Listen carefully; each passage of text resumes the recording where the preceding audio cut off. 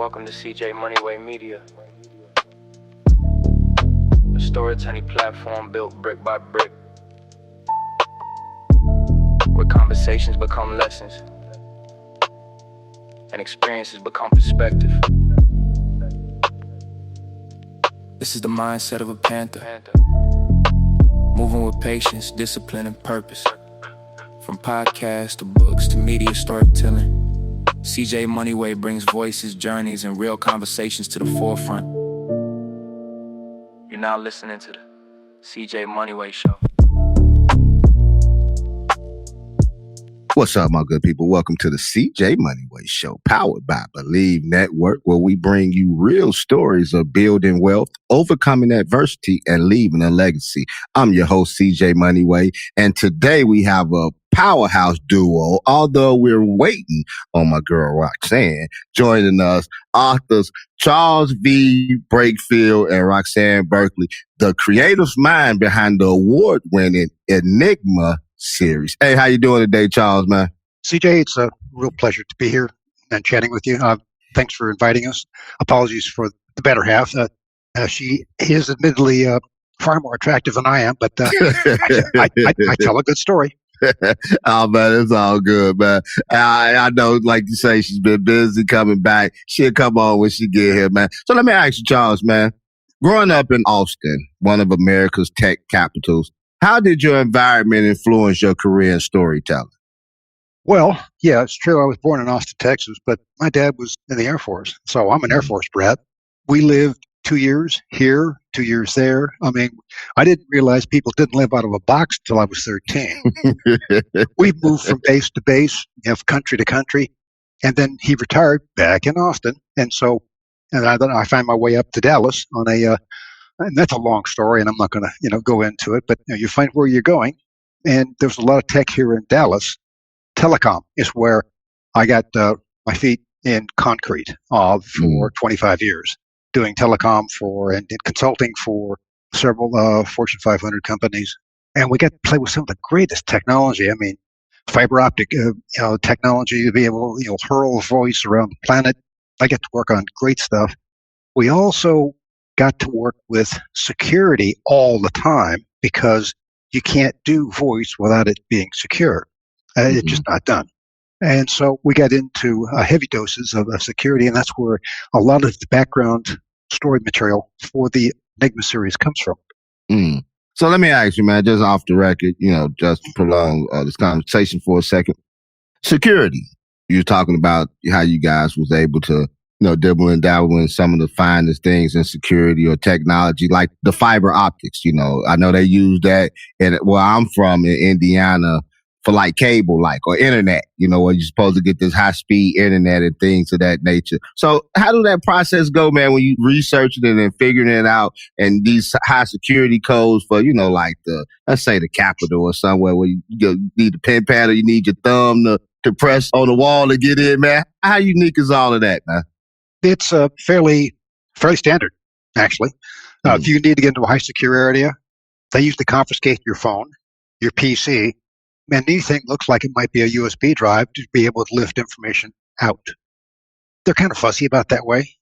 Having gone some places where they said, okay, Charles, deliver this code to this, I can't tell you who it is. It's a defense contractor.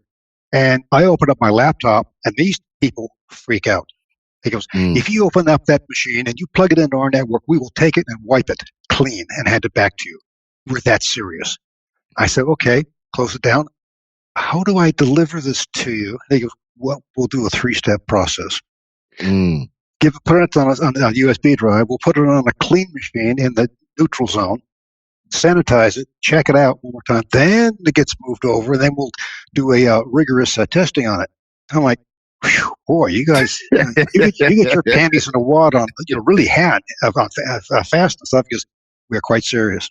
Yeah, you gotta do all that. That is quite serious. It ain't no joking though when it comes to that on that nature. Let me ask you, Charles, man, how did you and Roxanne first decide to work together on the book, and when did you realize that this was going to be a long-term relationship? Because we were in a consulting role at several tech companies, It's usually an outbound position. And one of the things you had to do is, I like to joke about how we were sent in to be able to fix stuff. We were parachuted in and held hostage until it was repaired. You had to get a report when you're done. Mm. And so we got pretty good at delivering the reports, and we were also tasked with training other technologists. So that, again, also lends itself to writing. So we found that we collaborate very well. And then one day she pops up and says, hey, Arabach wants to buy some stuff from us in tech manuals. We wrote a couple of books along the line. I got tired of it pretty quick. She said, okay, all right, I get it. You don't want to do massive rewrites after rewrites after rewrites, because that's what tech manuals are all about. Mm-hmm. A couple months later, she shows up with this impish look, like she always does, and she used the 4 most terrifying words in her vocabulary. I have an idea. And she said, let's use the tech stuff that we know as background at the threats, the real life threats, but let's do fiction. Fiction stays, you write once and it's good for a long time. I said, well, I don't know. She goes, plus we get to kill people and not go to jail. I went, she's a consummate salesperson. God, I bit down on that one. Yeah, so with the conveyor belt of technology that we see all the time, the different threats that come out of, hey, this is the great thing that, oh, wow, we didn't realize it was also a vulnerability. Yeah, we get to see that kind of stuff a little ahead of some people. It makes for great story material, and the threats are realistic. It's ransomware, being paid, money laundering using the cryptocurrencies, identity theft, genetic engineering. We've explored almost all of those with, of course, AI, which is one of my favorite ones, and the different books. And so each book's got a different threat. Each book's got a different flavor to it, but it's in the Breakfield Burkey wheelhouse of how we write. And we spend a lot of time story smithing and then character smithing to make sure that everything is believable and quite plausible in some cases. What's really spooky sometimes, though, is when we write about something and it comes true. Boy, those are pretty gratifying, if not disappointing, because usually it's hey, you're ruining my story. I need to get, could you just wait a little bit longer before you spring this on the public? Yeah. So let me ask you, when you write a story like that, like you say, it comes back and it happens for real. Like, dude, you get nervous because people like, do you have inside information? You know what I'm saying? You guys putting this stuff out here like that. Where did you get this idea from? Or where did this come from? Have you ever ran across anything like that before? I will, in full transparency, admit I've been visited by the FBI more than once. They're most insistent. The one time that I got accosted by them, I was asked, okay, what do you know about this character? And I can't tell you his name because he's probably still in jail with any luck. They said he was apparently he was throwing all his money around, and I was trying to sell him real estate. And so we hung around for like 6 months before I realized I wasn't going to get a dime out of it. So I went and got a regular day job. And these two guys show up, flash their badges, and say, what do you know about this character? And I said, yeah, he cheated me, and there it is. Okay, good. We know that he was doing drug money. He was laundering, he was selling drugs, and we think, we can't prove it, that he murdered his first wife and used the insurance money to start his drug business. And I went, wow. And I met his second wife, and I thought, boy, she seems awful young. They look at the same age as his daughter. But I'd let it go. So, things start to fall into place. That's one of those times where you're like, yeah, we should have had I don't miss that guy a bit. Yeah, but I know that had to be a little like, so you gotta have some answers. But let me ask you, Charles, man, what's the secret to co-authoring without creative burnout or conflict? Well, we'll take an idea and then sort of push it around. Okay, look, we're going to do some of the stuff behind me is the Magnolia Bluff Cozy Mystery Series, Crime Chronicle series that we participate in with 12 other authors. And we'll start off with an idea, and we'll bounce it back and forth, and we'll script out using spreadsheet about 10, 15 chapters. Okay, we should start like this. We want to fast-paced, begin with, then throttle back, then fill in the gaps. We need this kind of character, and it's a rough out. And then we start doing chapters. She might take one chapter, I'll take one, but we use our pending technology called literary ping pong. of batting the story back and forth to get the story smithed and the characters polished. And it's a polishing back and forth effort that actually works for us fairly well. I mean, I've had some people we've talked to, and they said, "How in the world do you do that without, strangling each other?" And I said, "Well, I mean, it's give and take. It's discussions. It's, sitting down late afternoon with your favorite adult beverage and just, chewing on the story, trying to figure out, all right, what should they do?" And then sometimes, or a lot of times, the characters will pop up and say, "I should be doing this another way." Mm-hmm. And we start listening to those characters, and it takes us off sometimes into directions we would not have imagined. I don't think any scripting we have ever done of a story ever went from, chapter 1 through chapter 60 exactly the way we postulated, because sometimes it just grows legs and takes off, and we're like catching up, writing as fast as possible. Try to catch up to it. Let me ask you, because when you said earlier that when she mentioned to you, like, look, we can do this and we can even kill people in here, and it seemed like that kind of got your attention, that, said, got your eyes open, like, wow. So with writing, especially co-writing, because it's two different personalities, two different, mindset. So are you the one, or is she the one that likes to implement the killing parts and things of that nature, as you were speaking about earlier? Or, do you have love stories? Who's more into that? How did that work? Well, it's, again, it's a collaborative effort. Now, I will tell you one thing. We have developed our writing technique to the point where there is almost no way for anybody other than us to know who wrote which chapter. Mm-hmm. Even our primary editor, my wife, stormed in one day. He goes, "Who wrote this?" Uh-huh. It has to read like there's a single voice. And that takes a lot of discipline, I'll be honest. And it's important because it's distracting from a reader's standpoint. Like reading along, okay, this is Charles. Rox just stepped in. Okay, okay, I'm done. That can't happen.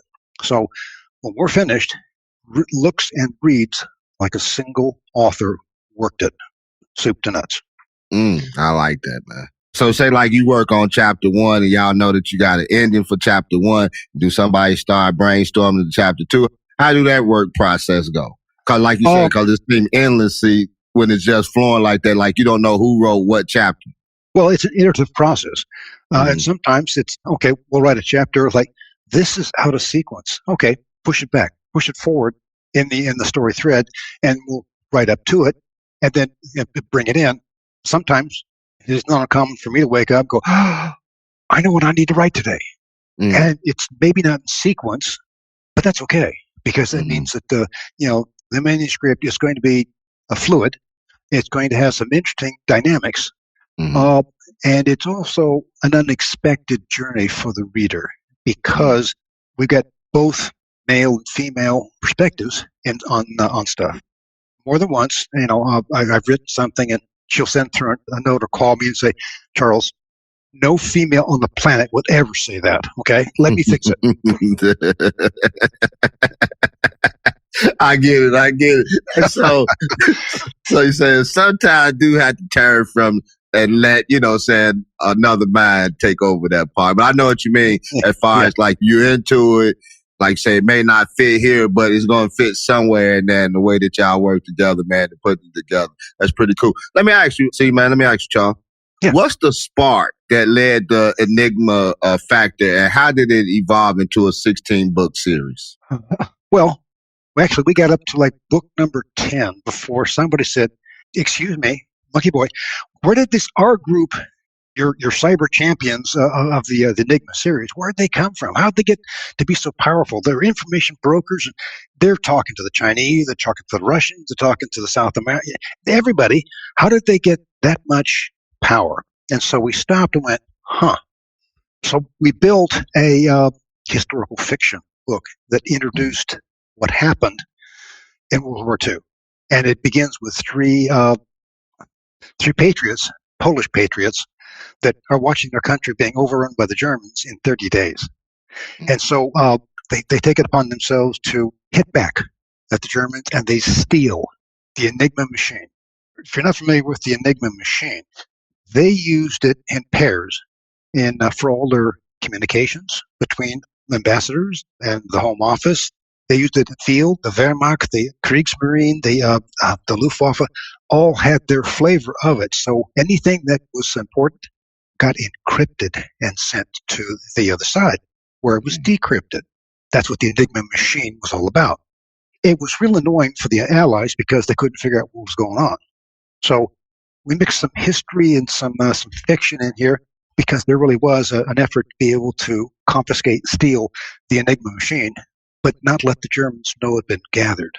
Mhm. And so we have our three heroes, the original R group members, who get it, make a copy of it, give the original to the Allies so they could break it in Bletchley Park. And that's where you'd hear the name Alan Turing and his people. That's the birth of the first computer. The E-nig-ma machine is that focal point for encrypted technology. It's the baseline for everything that goes on in all of our technology. And that's what we got jazzed by that, the use of that. And so the R group has made a copy, and they learned how to use encryption and break other people's encryption, figuring out what they're doing. And they built an information dynasty called the R group. And that's where they're the cyber good guys. They're the people you want on your side when, the government says, "Can't help you, buddy." And that's that's where the first 12 books go. And then the next three, the E-nig-ma heirs, are the children, the fourth generation of the third generation R group, who have turned over the reins of cyber espionage and the good guys to the heirs. And that's the 3-book series, with Tracer and Forrest, and the newest one we just released, E-nig-ma Jewels. Speaking of E-nig-ma Jewels, you combine historical artifacts with modern cyber threats. Where did that concept come from, and what message were you hoping readers would take away from that? You know the old adage, anybody who doesn't know their history is doomed to... Yeah. It's important to understand where the information dynasties, the information technologies have come from those very primitive, rudimentary days, using a keypad and punching stuff in, and code books to be able to decipher it, to now where it's these huge processing plants that they call cell phones allow you to be able to do that in the palm of your hand. That's exactly where we've come to, but it's important to know where it came from. In book 12, we actually use some cast-off technology to be able to help defeat the newest generation AI engines, because it uses an older technology that has basically fallen to the wayside. If you remember the old digital pagers that they were used, okay. Imagine using that as a weapon against somebody who doesn't know how it worked. You see how much fun this can be when you've got there's generations of technology that nobody remembers that I've been trained on. That I say, well, I'm an engineer and thus and such. And they go, exactly, what is that? I've been on calls where we had to explain to people you had to put floppy disks into a PC to be able to get it to do anything. They go, huh? What? And you can always tell the old gray hairs. We're all laughing at some of the old stuff that we do, and the young pups are like, I don't get it. Why is this funny? Yeah. Moving out of time. Man, this sounds real interesting, man. Like you say, you got a lot of things at your disposal to do a lot of things, making a weapon out of a pager that we used to have on our hips all the time. That's pretty amazing, man. So let me ask you, Charles, man. Your book explores AI, cyber espionage, as we was talking, and privacy. How do you balance the excitement of tech with the risk that it poses? Well, there's always somebody that's an angle that you don't. In the cyber world of security, the bad guys are always ahead. They got nothing else to do. They work in their jammies. And they work around the clock. They launch programs, and they come back 3 hours later. Yeah, that didn't work. But all it takes is one mistake on the good guy's side, and I've seen that where it's like, what do you mean you let this port open, and you let them log in, and they guess the password? And they escalated the privileges, and now they own us? Really? Those are the things that my work was supposed to design to be able to help defeat before it became a problem. So privacy is the other side of that. Where do you draw that line? That is very much a value call. It's not objective. It's value positioning. And here's an example. There was a criminal organization that bought up these encrypted cell phones, and they're releasing them to all of the criminal elements because you couldn't break the code. Mm. The encryption code was so powerful that the government say, hey, wait a minute, you can't be using stuff like that. And so they have laws that says, okay, you can only use this much encryption, because if we have to come down on a group of people that are running narcotics, human trafficking, importing, fentanyl stuff, we want to listen in on the conversations. We want to bring them down. Well, their privacy no longer matters in the greater good of society. Mm. But it's a very interesting point, CJ, because wait a minute, what if I have a real need for it? A real need for absolute security encryption so that I can run my business? That's a tough sell to any security organization in the government. I'll just be honest with you. You might have a valid reason, but there's always somebody looking over your shoulder saying, yeah, I could use that too for running narcotics. Mm. That's where okay, what side of the line does it fall? I don't have an answer for you, CJ. This episode is brought to you by CJ Moneyway Media, where podcast ideas become platforms. Through the Moneyway Lab Masterclass, CJ shares real lessons from the lab for creators building their voices brick by brick. From powerful guest conversations to storytelling that inspires growth, CJ Moneyway Media is about one thing, building legacy through stories. Learn more at cjmoneyway.com.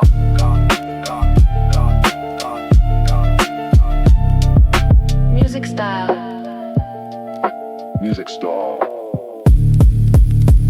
I get it, man. I get it, because a lot of things parallel with one another. Matter of fact, let me ask you this question. Because like a lot of things that you see on TV, like I used to watch The House of Cards, right? The TV show The House of Cards with Kevin Spacey. Watch this TV show called Scandal. And some of the things that I see in these TV shows is like it's happening in real time. Like, did y'all take some of this stuff out of what they was doing and put it into real time? As you say, like, what we do in the book, so like say, I think we can use this. We may be able to use this or whatever. So I see it, man. I see it. I'm with you on that one. But let me ask you this one, man. What parallel do you see between your fiction villains and real world threats? We spend a lot of time researching the background material, the things that are going on, the human trafficking. In E-nig-ma Forest, probably one of our best researched books, because it actually tracked some of the, and here's where you find the information, follow the money. If you follow the money, you can figure out what's going on. And what we were doing, I was working backwards from the cryptocurrency usages for these criminal organizations so they could launder their profits through a series of different locations, cold wallets. And that means that you have to have somebody set up an identity to be able to get a wallet, to be able to run money through it. And so that's where the identity farming concept comes into place. And so it starts making sense from a grisly standpoint of here's how it's done. And it looks like an MBA program only for the evil. But it's quite fascinating. And we studied that and following the money, we were able to deduce, okay, where's the money going? Well, it looks like all of the cryptocurrency that's being used is being sent through to Southeast Asia, to these semi-fraudulent, semi-legitimate organizations building pharmaceuticals, legitimate pharmaceuticals, but they've got a nighttime business of selling it to the underground people and having it shipped to Mexico, and then from Mexico across through the Texas and then up through to Chicago and the parts thereof. And you see that in the crypto mining programs that are out there, and that's what they do. They track where the crypto is going, and so you can see where it's landing and then who's using it, and then the net effect. And so it's stitched together pretty quickly, right in front of your eyes. Rather terrifying, because it's the way they do business. Mm-hmm. So you follow the money, you're going to find some things that you probably didn't want to see. Make you scared. I know it was this app one time. You open that app and have like a little skull head on there. Like you say earlier, you said something about do not open this. You know what I'm saying? Do not open this or it's going to wipe everything. Like Yeah, let me close that super quick. So let me ask you, Charles, man, scaling the book series over a decade takes the same patience and vision as building a company. What brick by brick strategies helped you and Roxanne grow your audience? Well, it's a combination of things. It's not just the writing. Okay. Once you have it written, all right, let's get a nice cover. Okay. Don't let Charles do a cover for you. I'll just tell you that up front. Get a design engineer that helped prepare the earlier efforts that I can do this. No, you can't. And just sit over here and be quiet, Charles, because what you gave us was, we're going to fix it. We'll put it like that. Yeah. And then it's, okay, then it's packaging, and then it's marketing, and then it's, people want to know about the authors. So podcasts like yours is a great way to be able to introduce us. And if they like us and what we have to say, then perhaps they'll enjoy the book stories that we generate. And so it's not write the book and it's done. Okay, where's my millions? No, that's not the way it works. Is it still relevant? That's the irony of it. Some of the old tricks that are still being used for identity theft, stealing the cryptocurrency is the one that and AI seeing those technologies used almost identical, but the old ways are just as vicious as the new stuff. And hammering people, taking their money, social engineering, those are probably the most brutal things because they prey on the one thing, your sense of trust. And that's where you start seeing these emails saying, oh my God. And here's a perfect example. My daughter shows up in tears and says, I need money, Dad. I need $4,000 by the end of the week to be able to pay. And I can't tell you what or who. They probably would have had to dart me with a elephant gun to be able to get me to calm down. I finally squeezed out the information from her. Why? I'm not giving you money. If you're in trouble, we'll hold up here and I'll shoot everybody that comes up. You know how Texans are. And finally, it's the IRS. They called and said, I need to give them $4,000 cash by Friday. And I went, I can't believe you fell for this gag. It's not true. The IRS doesn't call you and demand money by the weekend. Yeah. They don't do that. It's an email. Not even an email. It's a letter that comes in and says, you owe us money. And if you want to talk about it, we'll talk about it. But we're not going to come and repossess your teeth. They don't do that. Okay. I said, by the way, for the 23 years that you've been on this best of all possible worlds, who do you think has been doing your income tax for you? Your mother, who's an accountant. Yeah. We had some very soulful, heartfelt conversations about what not to fall for after that. Yeah. That was a lesson learned. That was a teachable, as we say, a teachable moment. There she is, Roxanne. I guess it's better late than never. You know what I'm saying? That's what we're about to. Now, how you doing today? Thank you very much. Our bargain. Don't tell her what I said, okay? All right. That's our little secret. That's our secret, Charles, man. That's our secret. Well, welcome to the show, Roxanne.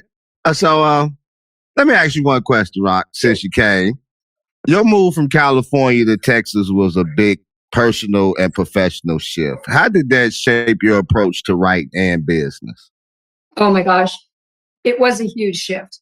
And I had to get used to the different community that exists here in Texas as opposed to what was in California.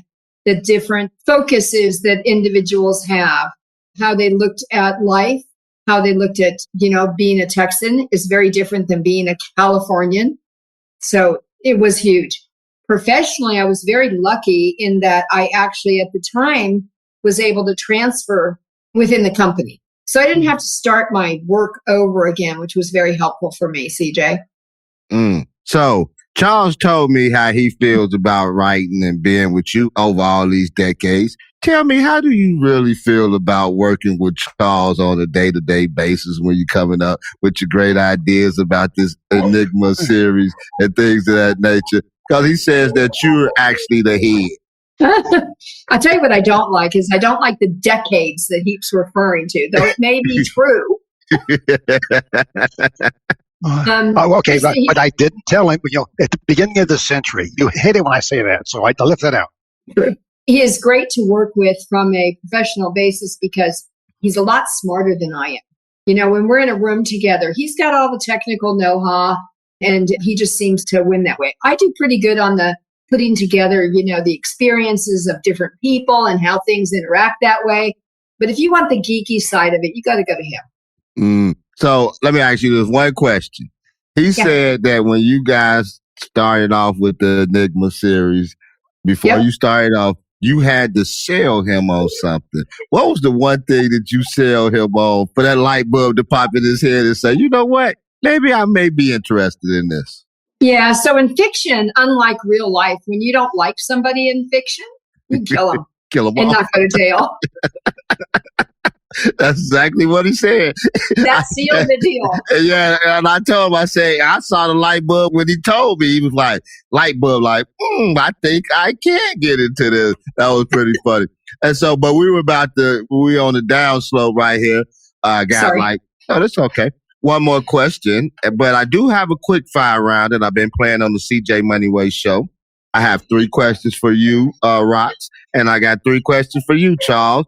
I'm going to ask you a question and you tell me the first thing that comes to your mind. Do not be intimidated. You'll do it with flying colors. But before we get there, let me ask a question. When you think about your literary and professional legacy, what do you hope it would be? I hope that a lot of our stories will resonate with people that are looking back on things and going, you know, I never thought about technology that way, or I never thought about how people interact and change and grow. Because one of the things we do in our series specifically is people aren't static. In the series, they actually grow and evolve and have friendships, relationships, children, you know, whatever the case may be. So we don't do the cookie cutter kind of thing where somebody is the same personality from beginning to end in the stories that are subsequent. So I like that. I hope it resonates with people. What about you, Charles? I'd have to agree with that sentiment. You know, I'd like to believe that, we've got experience that they can profit from. Let me show you something.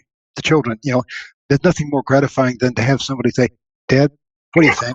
I've never seen this before. Well, let's reason through this. Let's, you know, the one time I got a call from her on the side of the road. She goes, I got a flat tire, Dad. Okay, go change the tire. I've never done that, Dad. Better call AAA. That's what we do in my household. Yeah. AAA. Hey, so let me ask, what's next for Breakfield and Burkey? What's next for you guys? Well, I think we've got some things that are planned. We're looking at science fiction fantasy storyline that we're trying to launch off next year. We've always got something that's interesting. Okay, I've always got something interesting. I've got to sell her now on some of the stuff. And so long as it has, you know, the chance of being able to kill people and not go to jail, she's usually pretty good about it. Mm-hmm. So where can we find your books at? Where can we find you on social media? Where can we find Breakfield and Burkey at? We're pretty much everywhere. So certainly starting out on our website, E-nig-ma-Series.com is the best place to begin.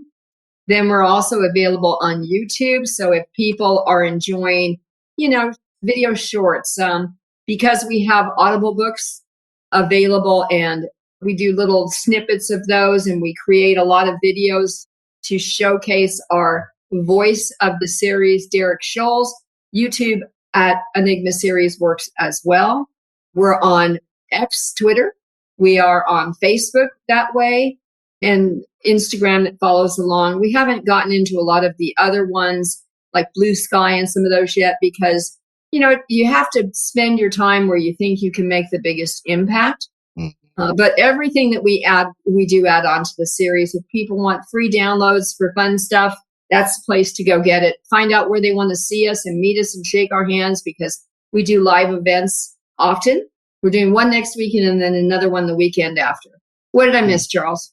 That's pretty good. I mean, as you said, you know, there's some of the sites we're not on, but, you know, Facebook, Meta, YouTube is really hitting it hard because the videos that we're getting into, it's really, and I sent you one earlier so you could see, you know, what we're kind of up to. It's like, okay, it's a great introduction.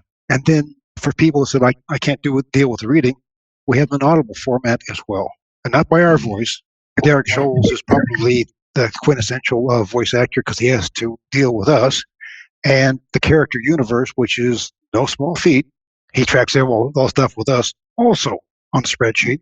So that's the best place to be able to find us, the latest information, the videos, the trailers, everything. Well, I thank you guys for coming on and sharing this stuff with us today. So are you guys ready to get into the quick fire round? Sure. Rox, I think I'm going to start with you first since you came a little bit late. Me and Charles been chopping it up, talking. And so I think I'm going to start the 3 questions with you. Matter of fact, I'm going to be a gentleman. Ladies first. So, okay. Yeah, Rox, let me ask you. First book that made you want to be a writer? Hobbit.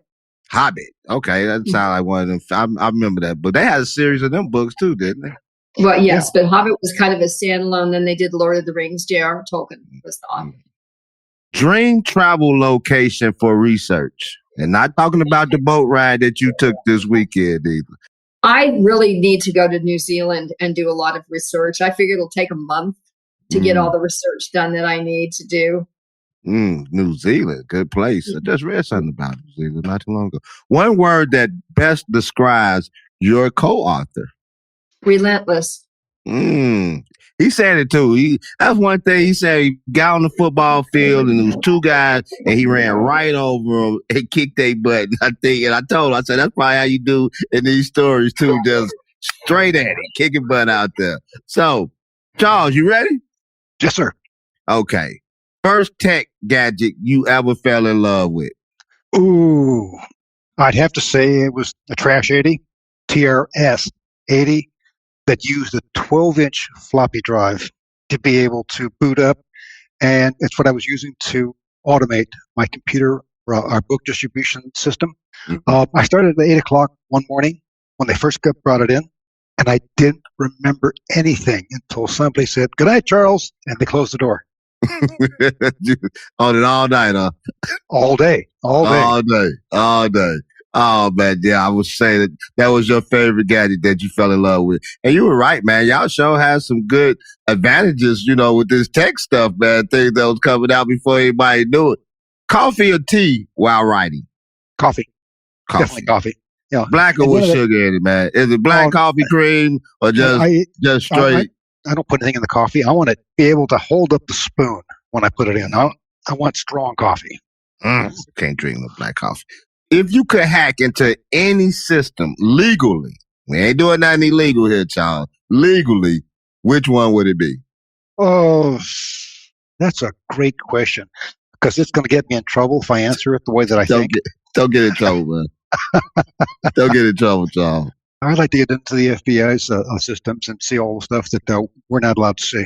Then that'll make for some great stories down the line with this 4th generation that y'all got coming up. This 4th generation of characters. That'll make some great stories. So let me ask you, who wants to give us a closing remark, one last nugget that you would like to leave with the audience? Rox, go ahead. I think that your audience would really enjoy taking a taste of our series. And so I think for a last nugget, if anyone listening to you in the next, 30 days wants a free audiobook, if they email us at authors@E-nig-ma-Series.com, we'll gift you one. No charge. Authors at Enigma. Can you send me that? I'll show. We'll put that in my show notes. That would be a wonderful thing. Charles, Rox, I appreciate you. I thank you for coming on, sharing your insights today. Your world of high-tech, intrigue, and human-driven storytelling. Your journey shows that whether you're writing thrillers or building a business, it's all about combining passion, persistence, and partnership. For our listeners, if you can explore the E-nig-ma series and their other works at E-nig-ma-Series.com and connect with them on social media for behind-the-scenes insight and updates. They say you mainly and for sure can find them on YouTube. As always, thank you for tuning in to the CJ Moneyway Show, powered by Believe Network, where hustle meets legacy. Until the next time, keep building brick by brick, and remember, your story is still being written. Today, we out of here with my man, Charles Breakfield and Roxanne Burkey. Until the next time, we out of here. Peace. You've been listening to the CJ Moneyway Show. With real stories real lessons, yeah, and real perspective come together. Remember, move with patience, move with purpose. That is the mindset of a panther. Until next time, keep building your legacy, brick by brick, by brick, by brick. Music style. If you like the show, please take a moment to rate, review, and subscribe. It really does help the show to grow. Thank you for listening.